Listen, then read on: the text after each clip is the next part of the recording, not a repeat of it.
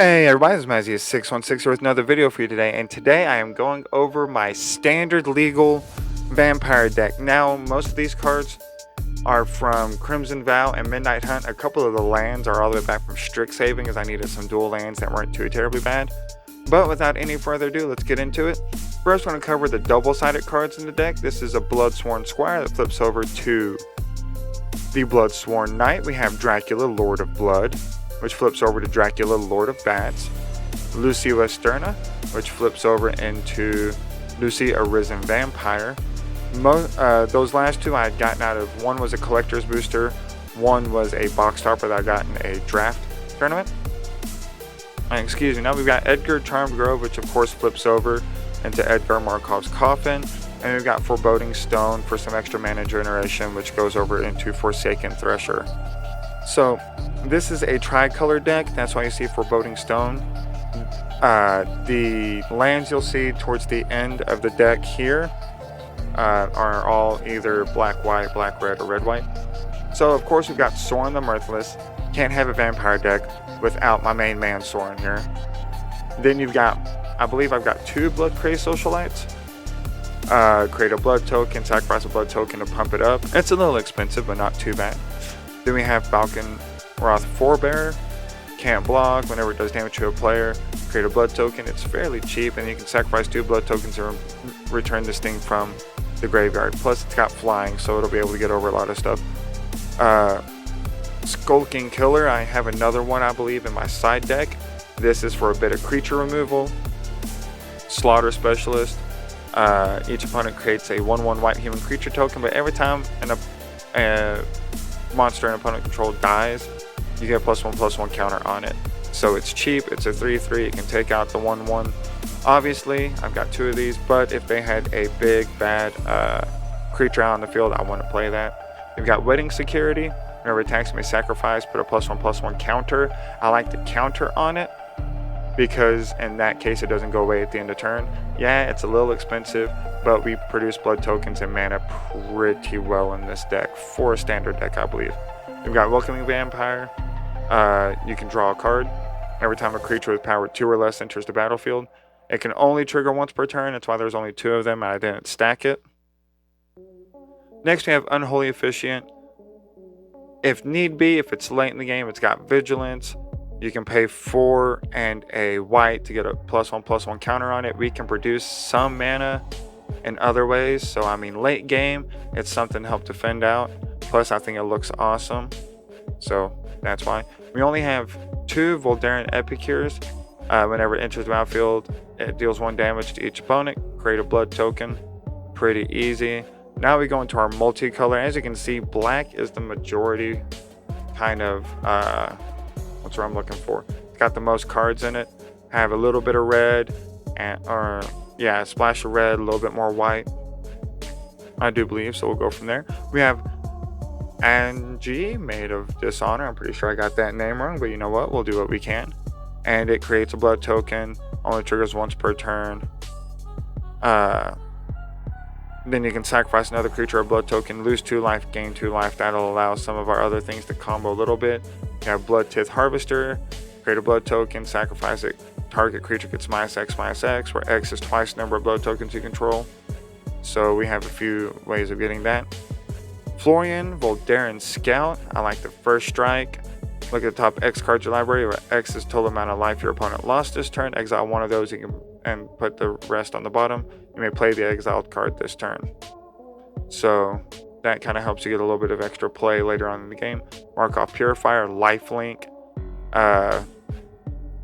If you gain life this turn, you may pay 2. If you do draw a card, it has a little bit more card draw. Plus, it's a nice 2/3 for 3. Ordic Blood Curse, creating blood tokens from the number of different things that we may have. Unfortunately, it only counts once on each one. You've got Olivia Crimson Bride.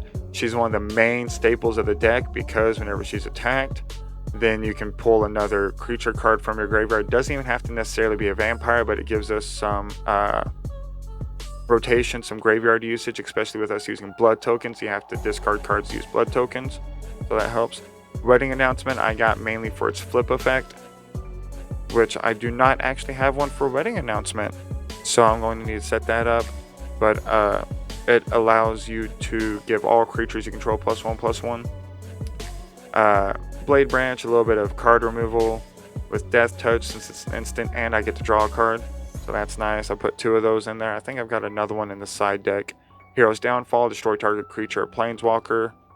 We definitely need help destroying a couple of things. Pointed Discussion, you draw 2 cards, lose 2 life, then create a blood token.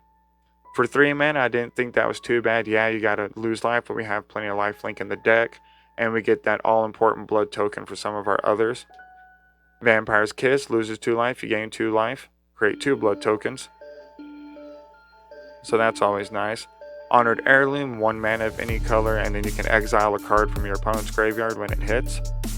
Sanguine Statuette, whenever it enters battlefield, create a blood token. You may sacrifice a blood token and have it become a 3/3 vampire artifact creature with haste until end of turn.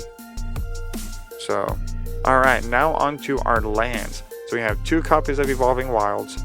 That's to help us search out any land that we may be short on. We've got the Slow Lands, Haunted Ridge, we've got Sundown Pass, Fury Karm Snarl, and we have Shine Shadow Snarl as well. We also have Shattered Sanctum for another slow land, since we should have plenty of optional mana or land cards in our deck. It shouldn't be too much of a hassle to be using the lands from Strixhaven. We have, I believe it's 5 swamp, 4 plains, and 4 mountains as far as our lands go. So all in all, I haven't had a whole lot of time to really play test this deck yet, but I'm looking forward to play testing it as soon as I can get the chance to go back to my LGS. We're going to go ahead and shuffle all this together so that I won't have to shuffle quite as much whenever I go back. Alright, and now for the sideboard. So the sideboard's got Bloodcrazed or Blood Vial Purveyor, which create a blood token. It attacks, gets +1 for each blood token defending player controls. If they don't have a way of using blood tokens, that's a good way to pump them up pretty well. Gluttonous Guest, create a blood token, sacrifice a blood token, you gain 1 life.